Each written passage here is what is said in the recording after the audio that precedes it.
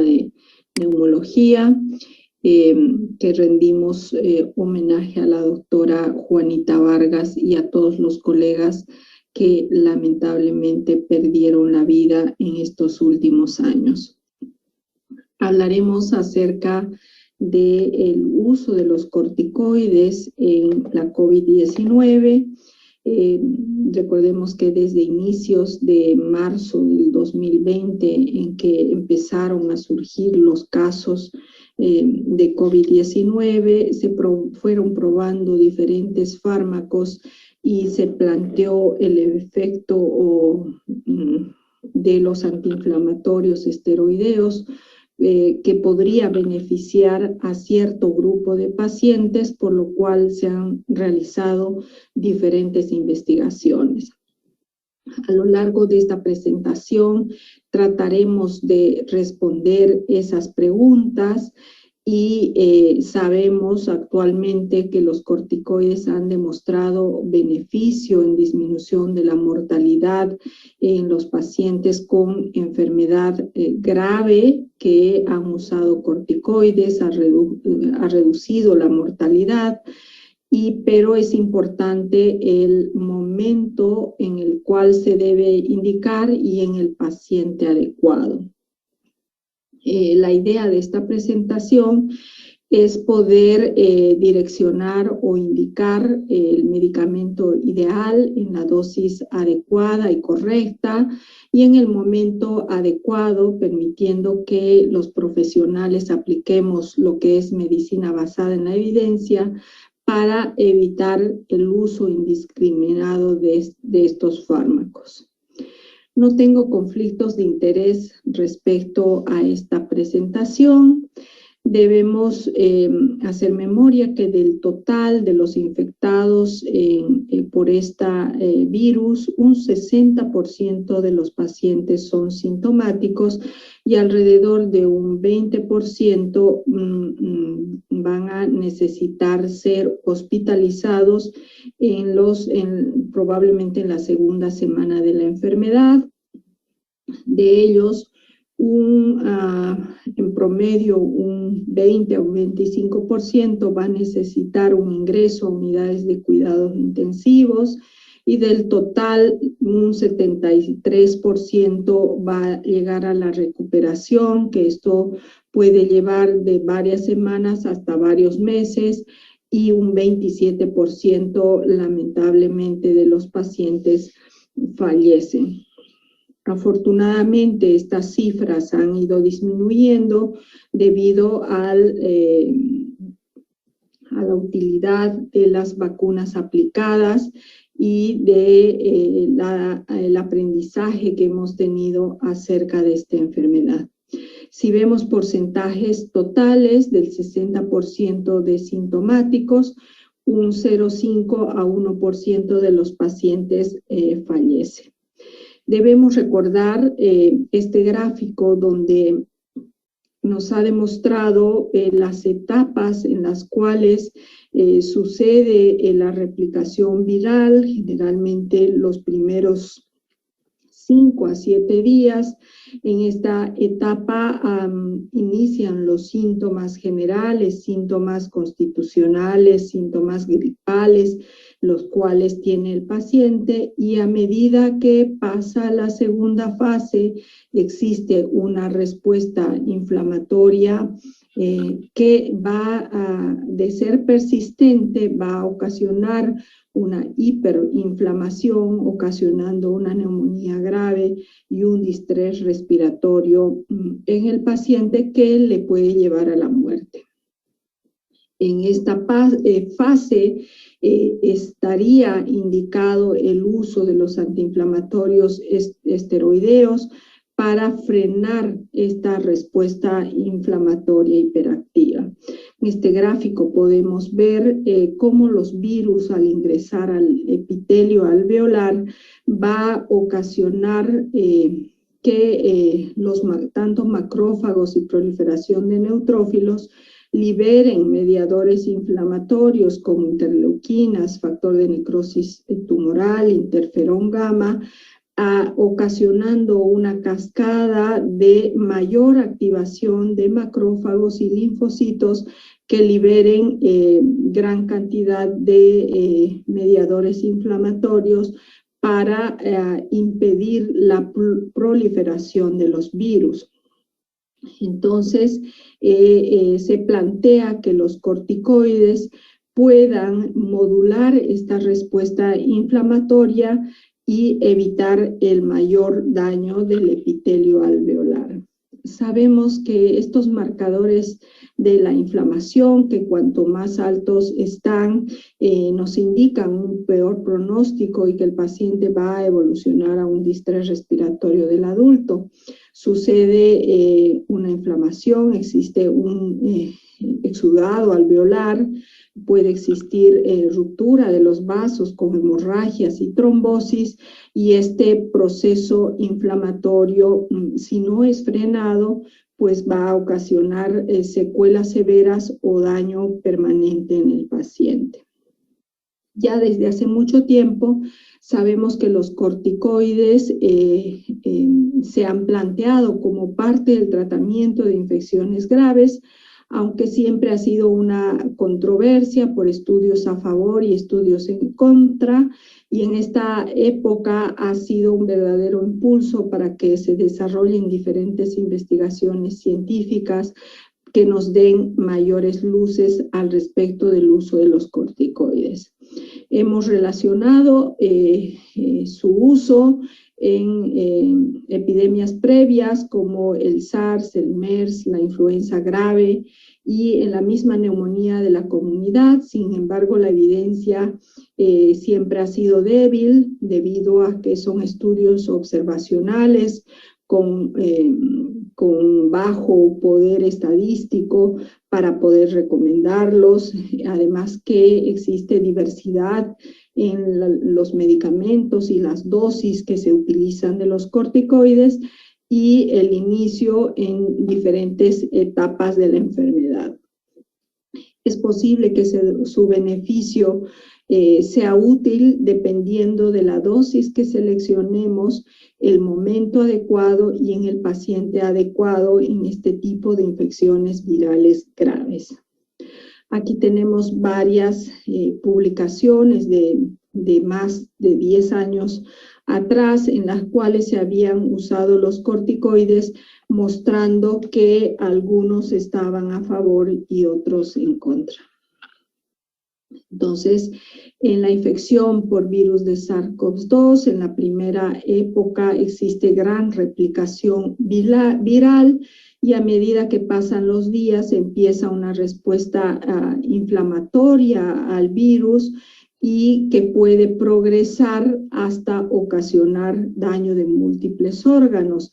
Entonces, es justamente en esta etapa en la que los corticoides, por sus acciones que tienen de frenar esta respuesta inflamatoria, pueden cambiar la evolución de la enfermedad. Aquí tenemos de los primeros cuadros en los cuales conocíamos a la enfermedad, donde la primera semana, tanto en los pacientes que supervivieron y los que fallecieron, iniciaba con síntomas generales y alrededor del día 7 empezaba la sensación de falta de aire en los pacientes y alrededor del día 9 y 10 podían desarrollar una sepsis o un distrés respiratorio que en muchos de ellos que progresaba el proceso inflamatorio hacia otros órganos, finalmente fallecían los pacientes, mientras que otros podían recuperarse. También se ha demostrado que estos marcadores inflamatorios como la interleuquina 6, la ferritina plasmática, que es un reactante de fase aguda, en aquellos pacientes en que tenían valores más bajos, evolucionaron muchísimo mejor que aquellos pacientes que tenían valores más altos a quienes no les fue bien en esta enfermedad. También conocemos ahora que no solamente afecta a los pulmones, que puede afectar al cerebro, es causante de accidentes cerebrovasculares, puede ocasionar miocarditis, infarto de miocardio, enfermedad renal, enfermedad hepática, intestinal, ocasionar trombosis y también afectar a la vía digestiva. O sea que la COVID-19 es una enfermedad multisistémica. Conocemos también que los corticoides tienen su acción sobre el metabolismo de los hidratos de carbono y sus efectos sobre la inflamación, sobre todo del uso de los glucocorticoides como son el cortisol, la prednisona, la dexametasona, y que ante cualquier factor de estrés o de infección, existe el control del sistema del eje hipotálamo hipofisiario adrenal que se encarga de mantener los niveles adecuados de cortisol y que este va a actuar sobre el sistema inmunológico inhibiendo la respuesta inflamatoria. 90% de este cortisol va unido a proteínas y un 10% es el que actúa sobre las células, pero si aumentamos la concentración de corticoides, estas proteínas se saturan y la fracción libre puede aumentar. Debemos recordar también que dentro de los glucocorticoides tienen diferente potencia de acción glucocorticoide y sobre todo la dexametasona, una de las que mayor potencia tiene. Los efectos antiinflamatorios de los corticoides son conocidos como antiinflamatorios, antialérgicos e inmunosupresores, inhiben la producción y secreción de citoquinas proinflamatorias, inhiben la acumulación de macrófagos y neutrófilos en los focos inflamatorios, inhiben la síntesis y liberación de enzimas liposomales y de autacoides en las reacciones de fase aguda, inhiben la degranulación y la respuesta de los mastocitos a la inmunoglobulina E, así como la inhibición de la expresión clonal y la citotoxicidad espontánea mediada por las células T, por lo que tendremos que encontrar un equilibrio en su uso si queremos un efecto inmunomodulador o un efecto inmunosupresor, dependiendo de las dosis que usemos en este tipo de pacientes. En el distrés respiratorio queremos un efecto modulador que inhiba la transcripción de estas citoquinas proinflamatorias, suprima la activación de los neutrófilos, frenando el proceso inflamatorio que sucede. La enfermedad por coronavirus está demostrado que se ha asociado con un daño pulmonar difuso y que los glucocorticoides podrían modular esta injuria mediada por inflamación y disminuir o reducir su progresión hacia un fallo respiratorio. Durante los primeros series de casos, estudios observacionales, surgió que el uso de corticoides probablemente debería desaconsejarse para el tratamiento por COVID-19 debido a los datos previos que teníamos y solamente estaba indicado en aquellos pacientes con distrés respiratorio a etapas tempranas y usarlos por un tiempo corto, siempre y cuando no hubieran contraindicaciones como una recomendación débil, hasta que surge este estudio, que es el estudio Recovery, y que fue publicado en julio del 2020, donde hicieron un ensayo controlado, aleatorizado, con más de 11,000 pacientes reclutados, con diferentes brazos, probando diferentes fármacos respecto a los corticoides. Se usaron en 2,100 pacientes versus el grupo control de 4,321 pacientes. Se usó dexametasona de 6 miligramos por vía endovenosa en pacientes hospitalizados, demostrando una reducción de la mortalidad a los 28 días sobre todo en aquellos pacientes que estaban con ventilación mecánica y los pacientes que requerían oxígeno, no demostrando el beneficio en pacientes que no necesitan oxígeno.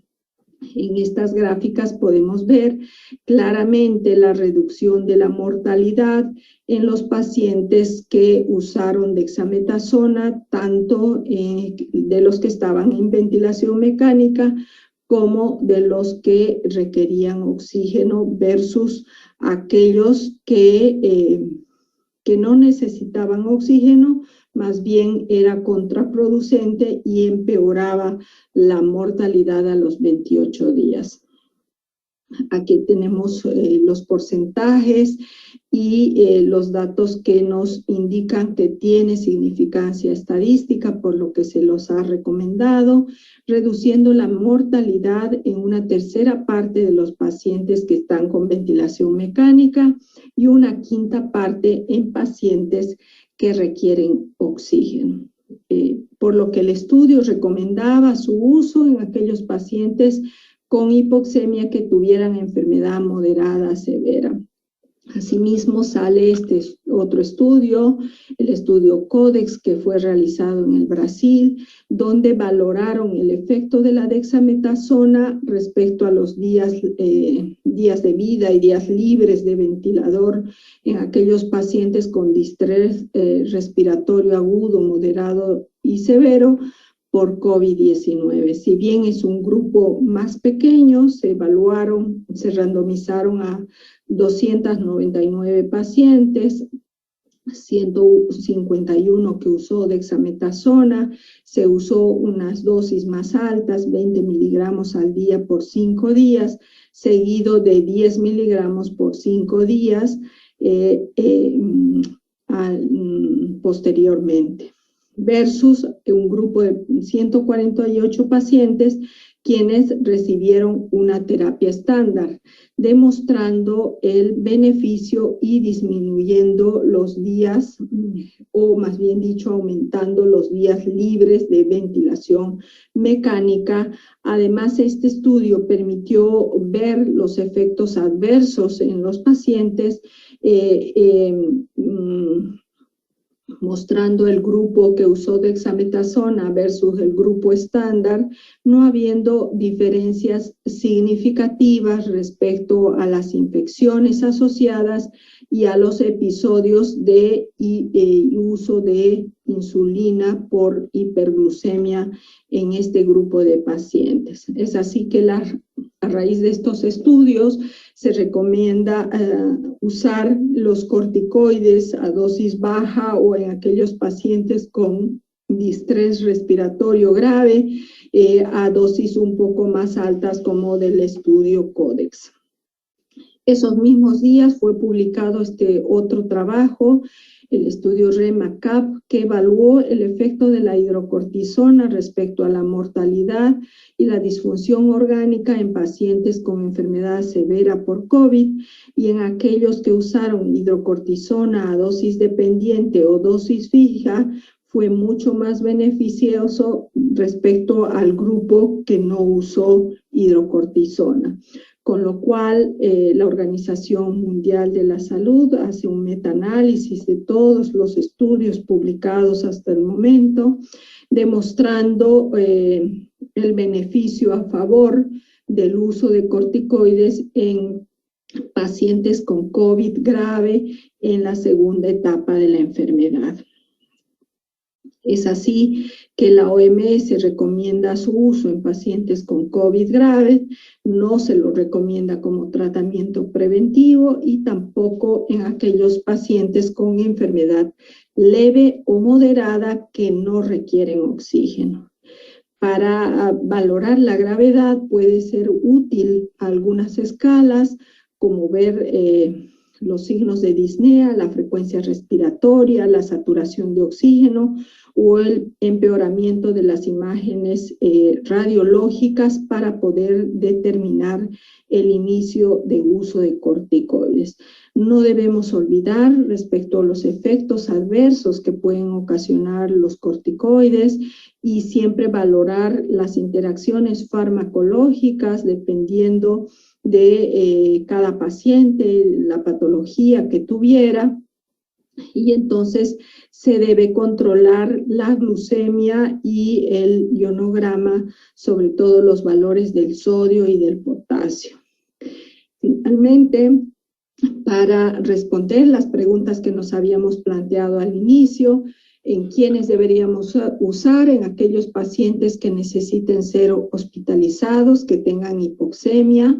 Podremos usar dexametasona a dosis bajas, 0,9 a 0,18 miligramos por kilo de peso o 6 miligramos por 10 días o dosis equivalentes de los otros corticoides. Monitorizar estrictamente los efectos adversos respecto a la glucemia, el sodio, el potasio, valorar el riesgo de infecciones e interacciones medicamentosas y algo que debemos difundir es que no se debe usar en aquellos pacientes que no precisen oxígeno y tampoco indicarlo al inicio de los síntomas por COVID-19. Les agradezco por su atención y espero que el próximo año podamos hacer el congreso de manera presencial, aunque esta manera virtual seguro que se quedará y podrá hacer que podamos tener eventos más frecuentemente. Muchas gracias por su atención. Un saludo para todos.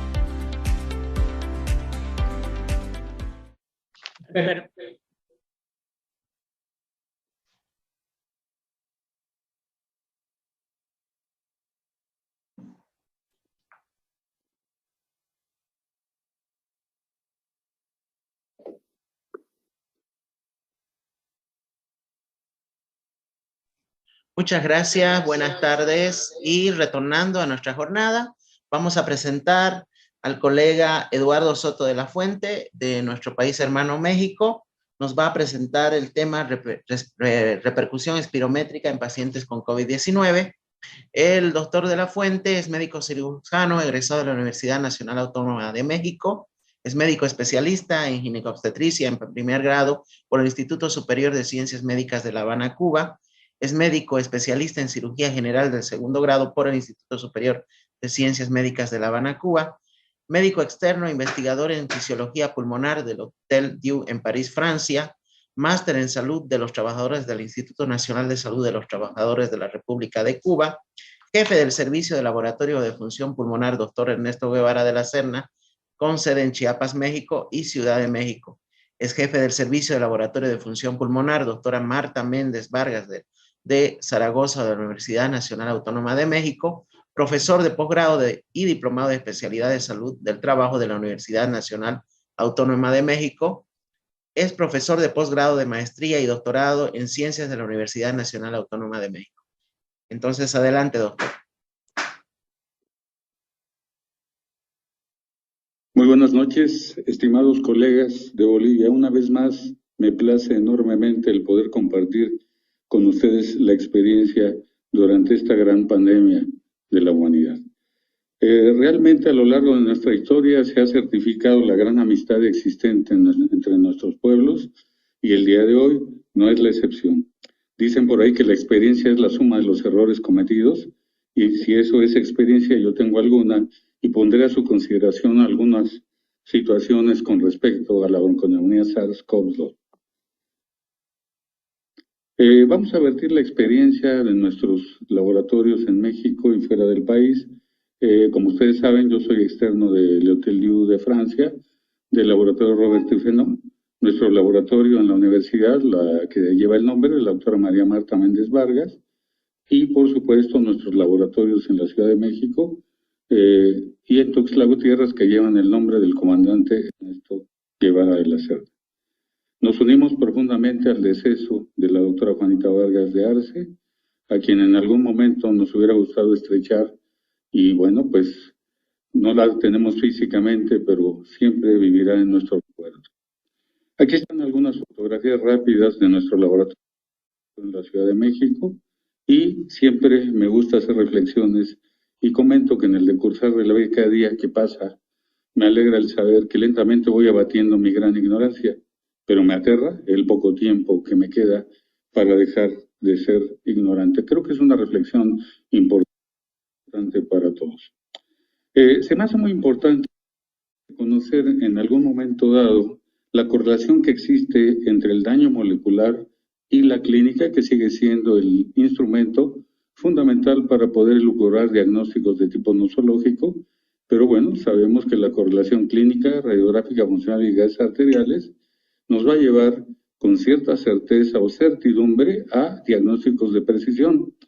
Pero es importante recordar la biología molecular, qué está sucediendo dentro del pulmón, y recordemos una gran definición del doctor Carlos Esteban Byron Rosenbluth, ya desaparecido, que decía que hipersensibilidad es el daño tisular inflamatorio como resultado de una respuesta inmune. Esto aplica de manera fundamental en la situación del COVID.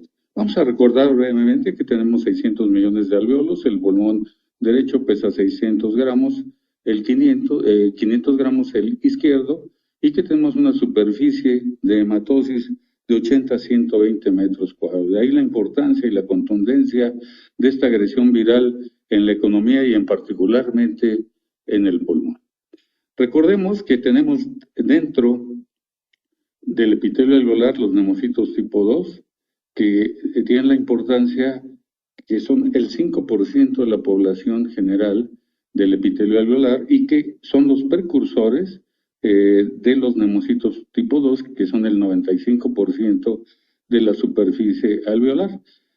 Otra de las funciones de los neumocitos 2 será la síntesis del FATS, del factor de antitensión superficial, que le conferirá estabilidad elástica al pulmón durante nuestra vida. Imaginemos que un pulmón va a trabajar de 18 a 20 veces por minuto en una inspiración y una exhalación durante 60 o 70 años. Una gran cantidad de veces llevará a la distensibilidad y a la compliancia y a la retracción elástica o elastancia. Realmente al FATS le vamos a deber pues esta característica de estabilidad elástica del pulmón. Curiosamente, el COVID va a llegar y a destruir los neumocitos 2, obviamente destruiría los 1 y acabaría con el FATS. También vamos a tener cambios importantes a la altura y a nivel de la barrera aire-sangre. En condiciones fisiológicas, la barrera aire-sangre mide de 0.5 a 1 micra. Esas dimensiones anatómicas están sabiamente diseñadas para permitir la difusión pulmonar, es decir, el paso de las moléculas de oxígeno a través de esta área para alcanzar a la hemoglobina contenida en los hematíes. ¿Y qué va a pasar?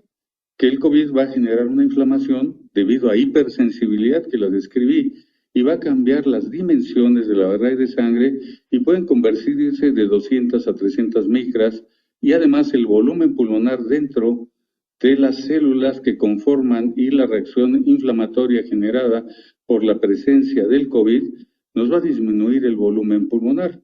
La disminución del volumen pulmonar correlacionada con un volumen pulmonar normal, la distancia que tendrá que recorrer las moléculas de oxígeno, hará que el proceso se haga mucho más tardío, que se emplee más tiempo y que finalmente el volumen pulmonar, al ser disminuido, quizás no sea capaz de alcanzar para saturar durante la perfusión los 5 litros de sangre que el corazón va a perfundir. Es decir, el índice de ventilación-perfusión será 4/5 y aquí tendremos una disminución ostensiblemente disminuida por el volumen pulmonar. A grosso modo vamos a hablar de las células que conforman tanto el epitelio capilar como el epitelio del alveolo como el endotelio capilar. Y vamos a tener los nemocitos 1, que ya describí, que son células muy largas, delgadas, y son el 95% de la superficie alveolar y que están diseñadas para facilitar el intercambio gaseoso. A continuación, recordemos que los nemocitos tipo 2 son células de forma cuboidal ubicadas en las esquinas de los alveolos, cubren el 5% restante del área alveolar y ya había comentado, son progenitoras de nemocitos 2 y sintetizan el surfactante que está compuesto de 4 proteínas fundamentalmente, la SPA, la SPB, la SPC y la SPD. Estas 4 proteínas le confieren la estabilidad elástica a los alveolos para evitar su deformación a lo largo del trabajo respiratorio, de la complianza y de la retracción elástica. Las funciones del surfactante fundamentalmente son disminuir la tensión superficial, el trabajo de la complianza pulmonar y contribuyen fundamentalmente a los mecanismos de defensa, específicamente a la fagocitosis. Las células endoteliales de los capilares y venosos del pulmón van a tener funciones metabólicas importantísimas como la síntesis de histamina, serotonina, norepinefrina y dopamina. Entonces, tendrán ese papel importante en la producción de estas situaciones. Las células del mesénquima van a ser los fibroblastos que modulan la respuesta inmune y que inducen a la apoptosis de los nemocitos tipo 2. Posteriormente es importante recordar que se postula que la ventilación alveolar estará a cargo de los miofibroblastos y también la ventilación con la perfusión nos va a dar el índice de ventilación-perfusión y se postula que se encuentran relacionadas estrechamente en el endotelio de los vasos, ¿sí? Y que van a regular la perfusión los pericitos. Luego entonces los miofibroblastos y los pericitos van a dar origen al índice y a la regulación de ventilación de 4/5, que sería el índice de ventilación alveolar, perfusión capilar. Las colágenas son macromoléculas también importantes, abundantes dentro de la matriz intersticial y tenemos 19 tipos genéticos y contienen estas una proteína amorfa denominada elastina, la cual es muy importante en las funciones de distensibilidad y que puede dar alteraciones cuando empieza a tener destrucción la elastina en el índice de ventilación-perfusión. Otras macromoléculas importantes que conforman el comportamiento mecánico del pulmón son los proteoglicanos, que proporcionan una matriz a la matriz intersticial y mantienen una estructura de función y estabilidad arquitectónica en el órgano.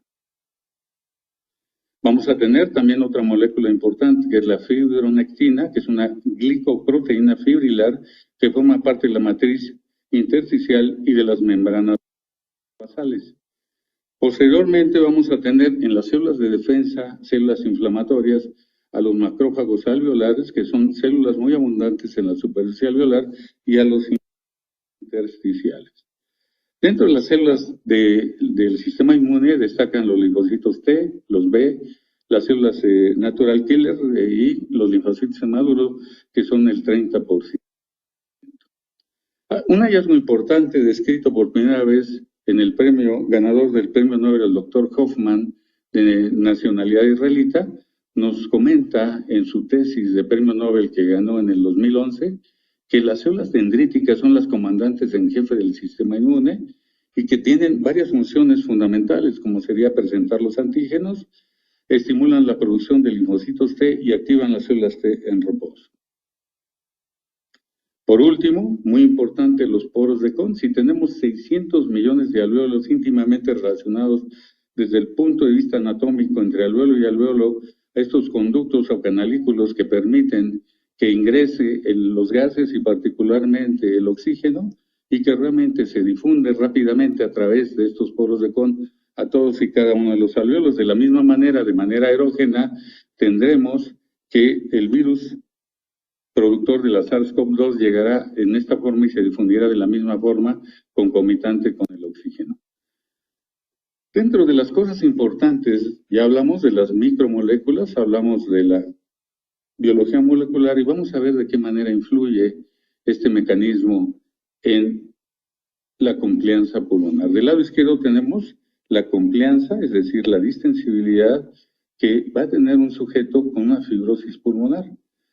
El volumen pulmonar va a influir de manera muy importante esta disminución en la pérdida de la tracción radial y va a incrementar la resistencia a la vía aérea por edema fibrosis. Recordar que en la progresión de las enfermedades fibrosantes del pulmón también se encuentra incluida la bronconeumonía SARS-CoV-2 y el daño puede ser inicialmente epitelial, intersticial y posteriormente puede ser de una neumonitis o fibrosis peribronquiolar ascendente, lo cual nos va a determinar de manera ostensible la cantidad o el volumen de oxígeno de aire dentro de un pulmón con fibrosis y el volumen comparativamente con un pulmón sano.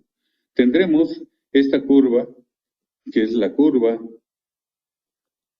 de flujo-volumen. Vamos a observar que está disminuido el volumen pulmonar, disminuido el PEF, o sea que el PEF de manera indirecta nos va a hablar de retracción elástica.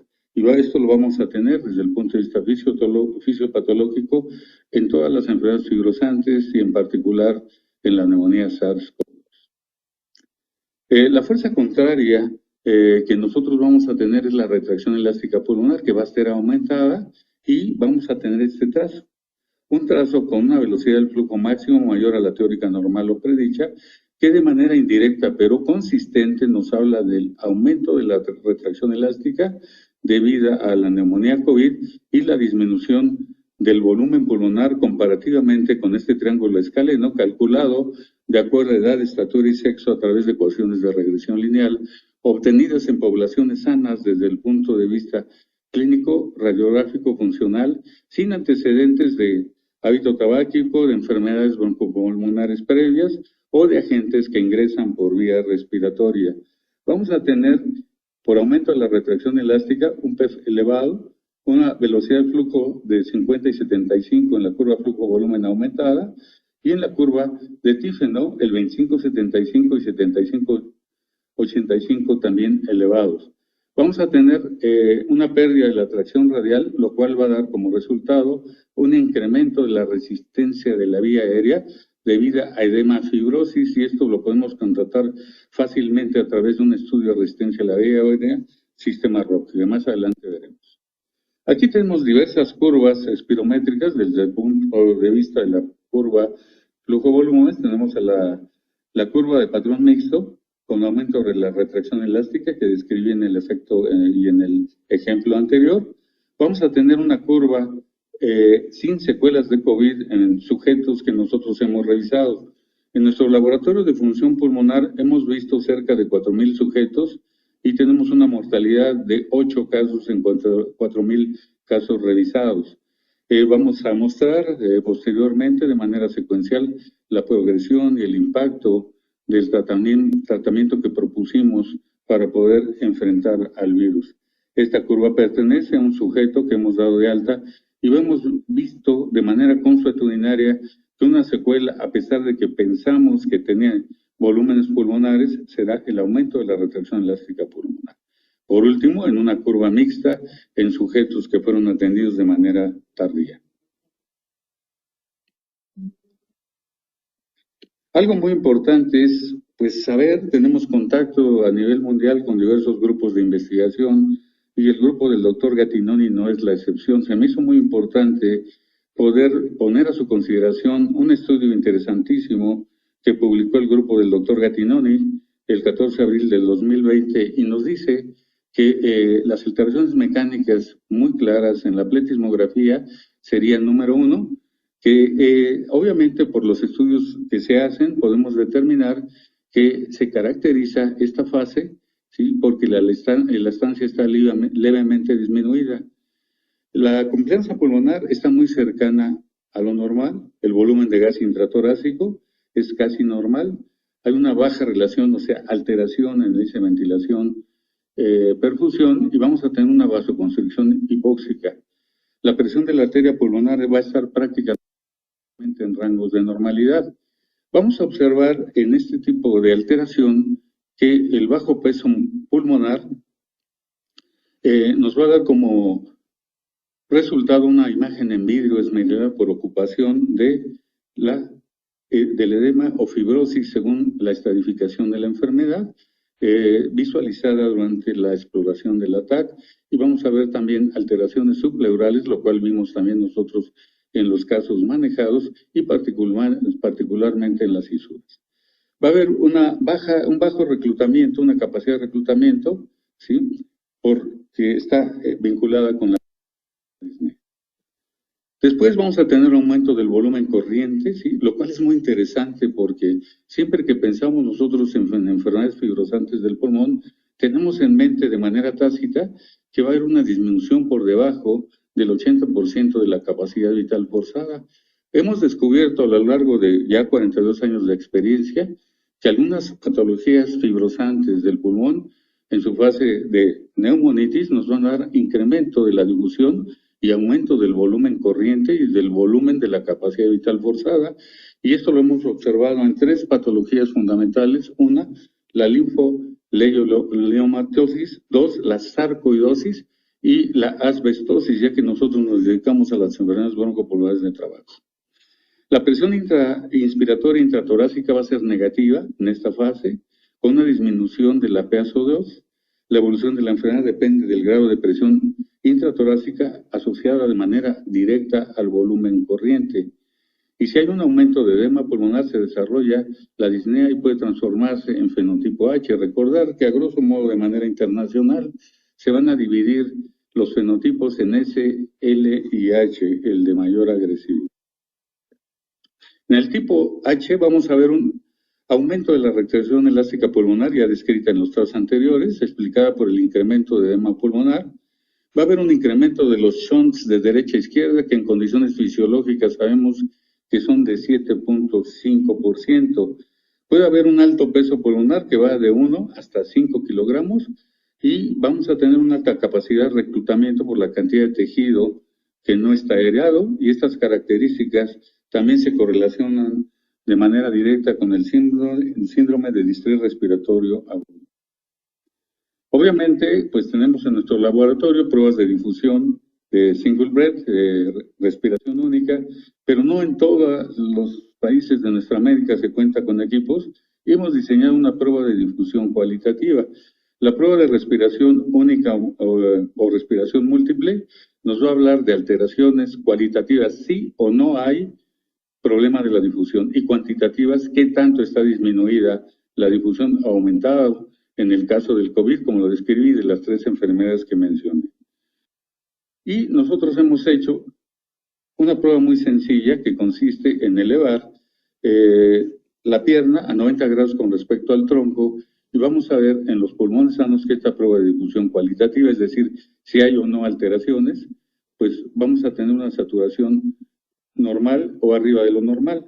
Y en condiciones normales recordar que las dimensiones de la barrera de sangre van de 0.5 a 1 micra, y en una barrera aire-sangre con edema, debido a la agresión del virus, puede ser de 200 micras o más.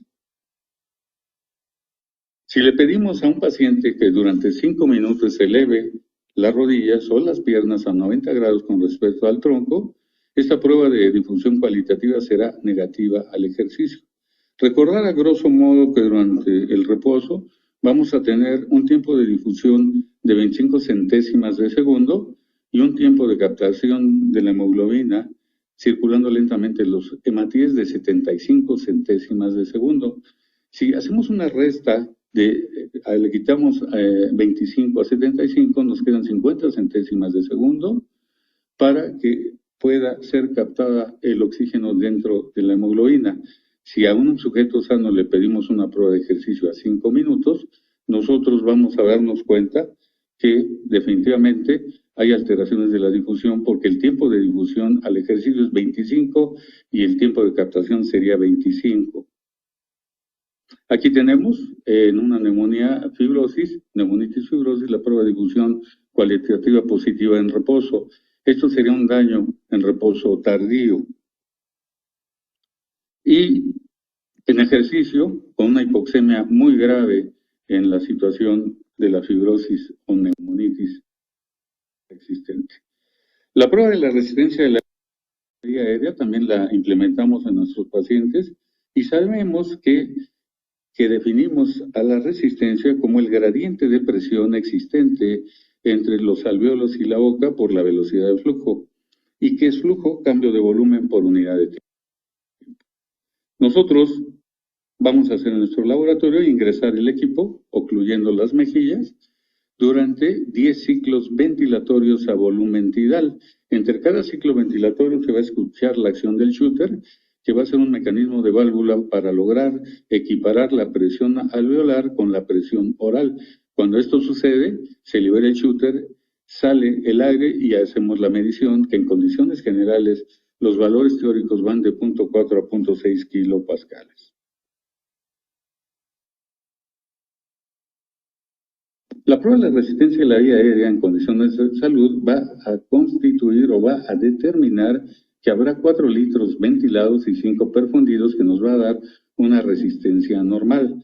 En el caso de la neumonía COVID vamos a tener una disminución ventilatoria que va a incidir en los 4 litros y que pueden ser 2 o 3 litros, que no van a ser suficientes para saturar los 5 litros de sangre perfundidos por el corazón, y tendremos una insuficiencia respiratoria inicialmente simple, posteriormente mixta, y obviamente una insuficiencia respiratoria mixta nos va a hablar de un alto riesgo para perder la vida a corto plazo. Bueno, aquí tenemos un ejemplo, un diagnóstico inicial de un sujeto que visualizamos del caso. Está detectado el virus y después negativo. Y vamos a tener un control importante. Se trata de un paciente joven que nosotros vemos periódicamente en una planta donde se generan algunos gases que se utilizan para los sprays. El propelente hidrocarburo es la materia prima que se va a producir en esta planta, y observamos, este paciente lo tenemos conocido como un asmático. Es claro, yo creo que no vale la pena abundar mucho en la descripción de la placa, ya que todos son especialistas. Y llegamos a observar en México un tatuaje muy análogo a la tuberculosis miliar. Este es uno de los primeros casos que vemos, el tatuaje radiográfico. Tiene una asma preexistente con COVID-19 y teníamos que descartar tuberculosis miliar. Esto era muy al inicio de la pandemia. Posteriormente nos dimos cuenta que el tatuaje era muy parecido. Aquí tenemos en el control periódico el 25/4 del 19, cuando no tenía COVID, y después vemos la progresión hasta la resolución en la lateral izquierda, evaluada de acuerdo a los criterios médicos desde el punto de vista radiológico de la escuela de la Universidad de Wisconsin, del doctor Felson.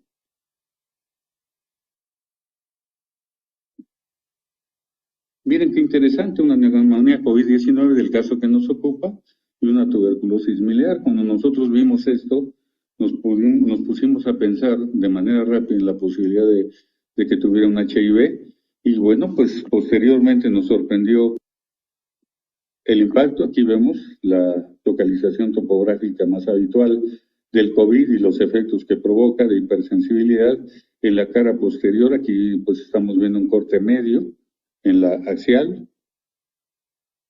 Aquí vemos una imagen de neumonitis muy importante en el sujeto que describí, es el mismo caso. La segunda consulta nos sorprendió de manera muy importante. Vean los cambios comparativos que existen entre los estudios durante la fase aguda y los estudios posteriormente a la recuperación. Increíble, ¿no?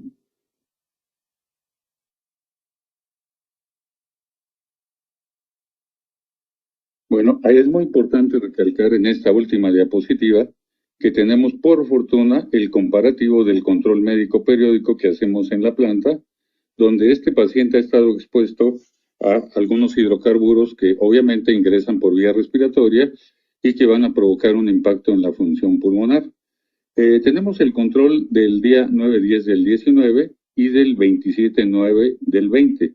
Ambos controles obviamente se establecieron en el paciente cuando era portador solamente de asma bronquial y no de COVID. El tercer recuadro nos habla de la fase final en la que quedó funcionalmente el paciente después de la evaluación de las secuelas broncopulmonares de COVID. Es importante recalcar que en el primer control del 9-10-19 tenemos un volumen pulmonar para la capacidad vital forzada de 84% y un FEV1 de 84% también. Por otro lado, tenemos en el segundo control que mejoró a 5.24 litros el volumen total y un 91%, y el FEV1, que era de 4.04, evoluciona a 4.20 con un 88%. Una vez que se establece el cuadro de COVID, también vamos a hacer la valoración final teniendo un volumen pulmonar comparativamente con los dos anteriores de 5.32 litros, lo cual nos da un 92% y un FEV del 85%. Obviamente, ¿verdad? Tenemos valores funcionales muy aceptables, sabiendo que la preocupación más grande que nos deja como secuela el COVID sería una fibrosis pulmonar, que en este caso pues solamente queda como residual una asma bronquial de fondo. Esta conclusión nos permite darnos cuenta que a pesar de que tuvo un cuadro radiográficamente aparatoso, tenemos una función pulmonar dentro de rangos normales, sin secuelas demostrables por COVID.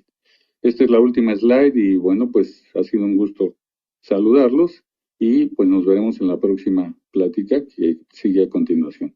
Gracias por su atención.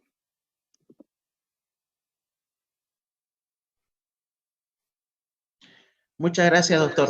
Y continuando nuestra jornada, vamos a continuar con el doctor Soto de la Fuente con el tema manejo y tratamiento del COVID en México.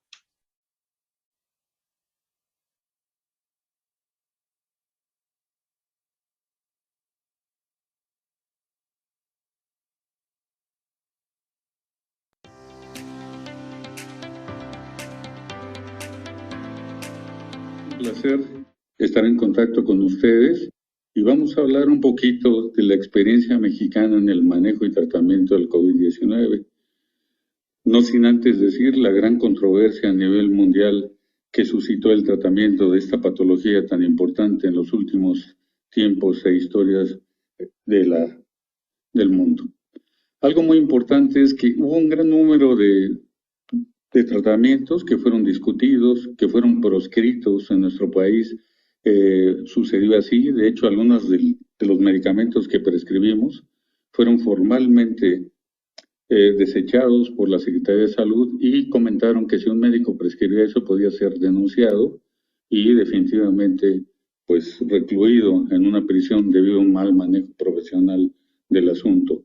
A pesar de eso, nosotros seguimos adelante. Es de todos conocido que la revista Lancet también publicó un artículo en contra de la hidroxicloroquina y posteriormente se retractó. En fin, hubo una gran controversia. Ponemos a su consideración el manejo médico de nuestros pacientes y obviamente a su crítica y aportaciones, porque definitivamente la experiencia de tantos neumólogos de la calidad académica y científica que tienen todos y cada uno de ustedes será muy, muy importante para nosotros.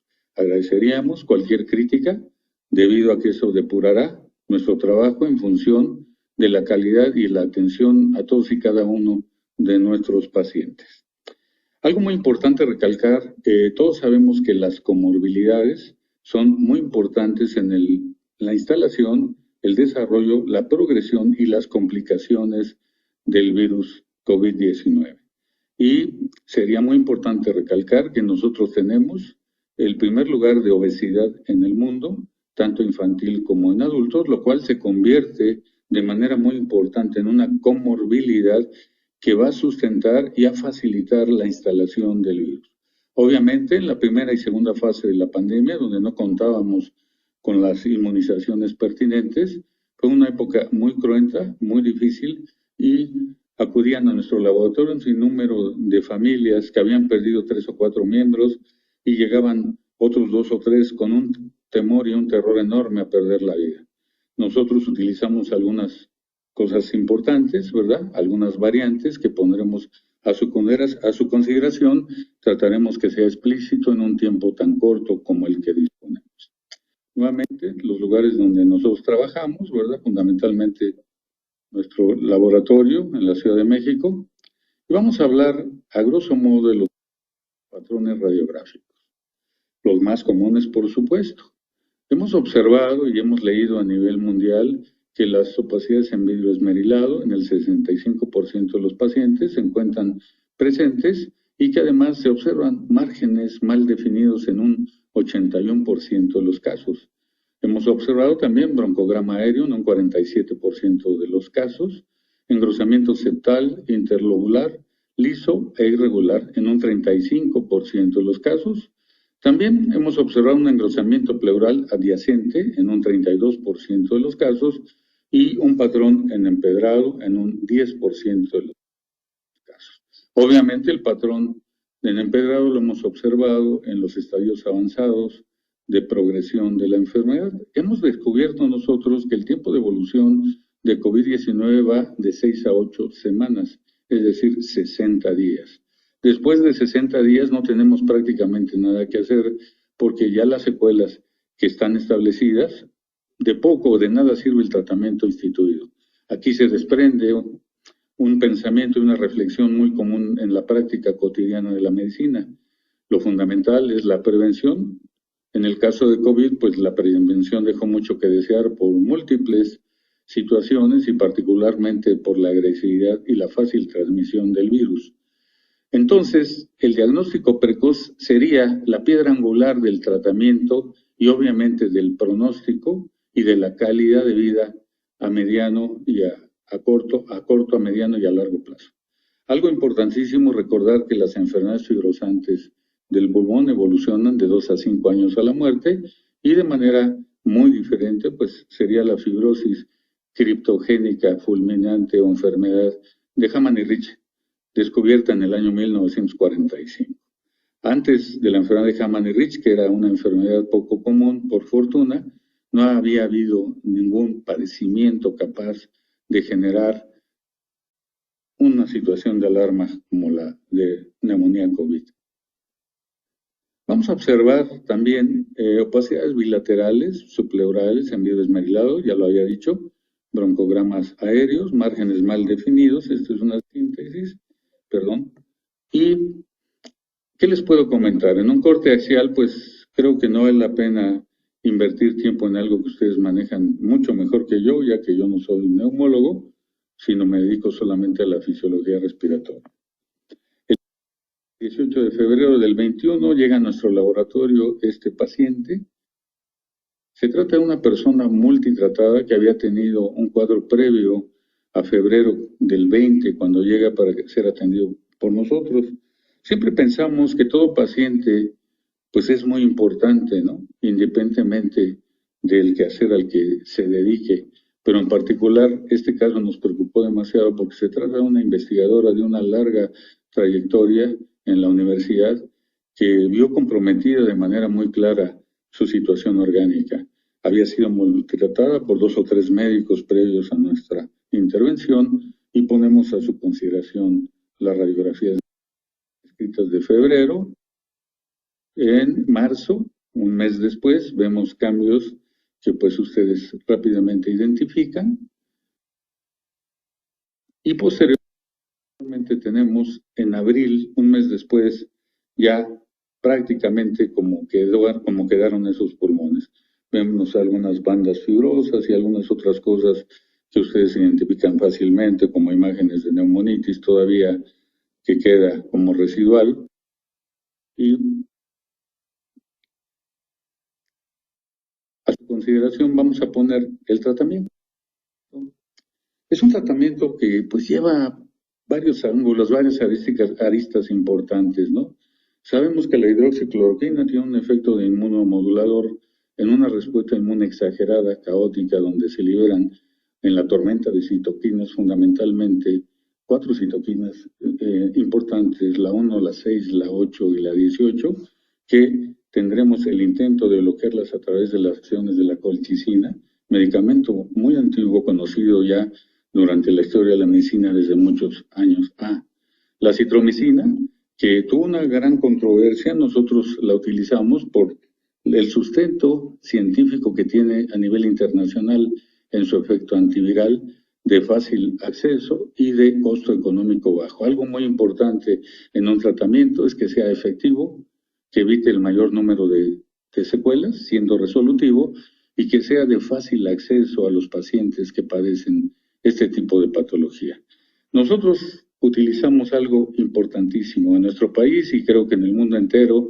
La preocupación por la utilización de los esteroides es muy importante. Tenemos 42 años utilizando esteroides y todos y cada uno de los pacientes que nosotros revisamos, un poco más de 4,000, tuvieron un control metabólico estricto por nuestro experto en endocrinología y particularmente en diabetes mellitus tipo 2. Antes de arrancar con el tratamiento, hacíamos un control metabólico para no someter al paciente a un riesgo alto, ya que les dije que nosotros tenemos el primer lugar de obesidad en el mundo y obviamente de manera concomitante tenemos una gran cantidad de casos de diabetes mellitus tipo 2. Es de imaginarse de manera muy clara que nosotros tendríamos una complicación muy seria en un paciente metabólicamente descompensado, prescribiendo prednisona al azar, y nosotros la utilizamos a 1 miligramo por kilo de peso y por día, y en su momento, durante 20 días, nosotros checábamos hasta tener en un margen de 20 días, observamos que entre 5 y 15 días nuestro tratamiento era efectivo para neutralizar al COVID y sobre todo para tener una prueba PCR negativa. El hecho de tener una prueba PCR negativa no significa haber resuelto el problema. Recuerden que queda una inflamación residual que nos va a tener como resultado o riesgo alternativo una fibrosis pulmonar. Utilizamos la metilprednisolona por vía intramuscular a dosis máximas de 80 miligramos. Nos salimos un poco del rango internacionalmente utilizado en los pacientes muy graves. Después de controlar la oxemia de manera importante, pues nosotros rotábamos de metilprednisolona a prednisona como dosis de sostén, habitualmente durante 6 a 8 semanas, con una dosis de descenso de 10 miligramos cada semana. La colchicina, ya comenté cuál era el efecto o lo que buscábamos. Utilizábamos también antioxidantes, ya que todo el tracto respiratorio estaba sujeto a inflamación y por ende a la aparición de algunos gérmenes oportunistas que nos pudiesen complicar el cuadro. Es bien sabido y nosotros tuvimos alrededor de 14 casos de mucormicosis, de los cuales fallecieron 10 en el hospital, no con nosotros, sino en el hospital, fueron detectados con nosotros de la manera siguiente. Nosotros teníamos estos casos controlados ya, en oxemias a lo mejor con 5 o con 6 litros como dosis de sostén, y los teníamos estables y de un día para otro daban una caída a 60 de saturación. Eso nos hacía pensar en la necesidad de indicar de inmediato una tomografía y que creen encontrábamos los datos sugerentes o a veces muy contundentes de esta patología, del hongo negro. Entonces, obviamente todos esos casos fueron hospitalizados y pues en la casuística muchos de ellos fallecieron. Recordar que en la India, en algunos de los brotes importantes, generaron hasta un servicio de mucormicosis debido a la casuística tan elevada que tuvieron por allá.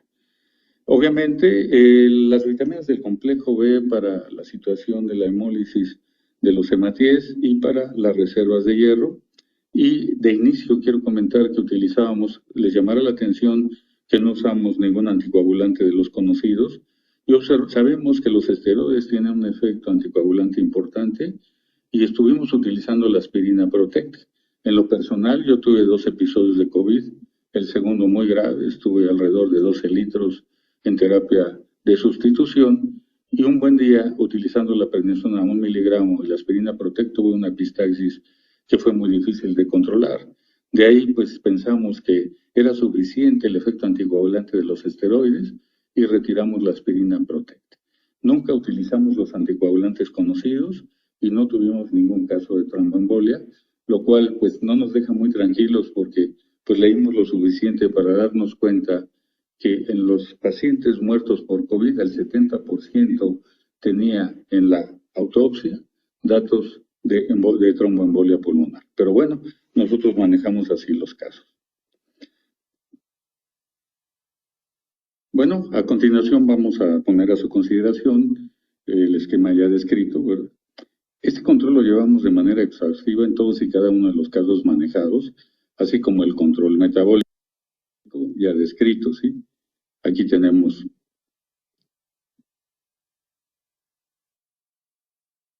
los medicamentos.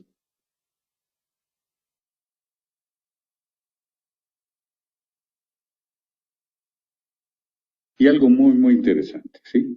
En febrero esta paciente la estuvimos tratando con el esquema descrito, con oxígeno suplementario, y vemos cómo va mejorando su oxemia hasta mantenerse completamente estable en el mes de febrero. Recordar que en febrero iniciamos el tratamiento y terminamos en el mes de abril.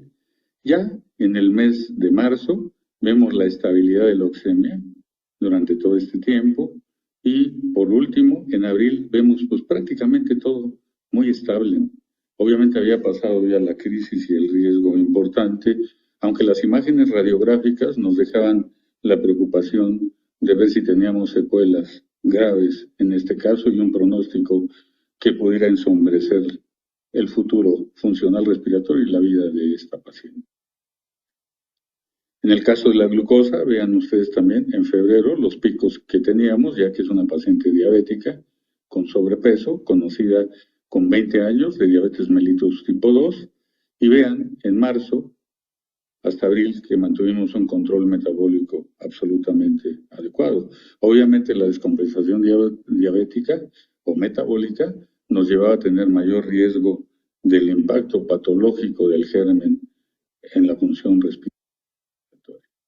Aquí hacemos un vaciado de la temperatura corporal, la frecuencia cardíaca, la presión sistólica y la diastólica, que no tienen pues nada relevante, pero lo importante es que quede clara pues todo el manejo tan concienzudo y tan acucioso que hizo nuestro grupo de trabajo. Ya tenemos la valoración de las secuelas para esta paciente y vemos lo que habíamos comentado. Recuerden que el triángulo escaleno nosotros utilizamos equipos Jaeger de última generación.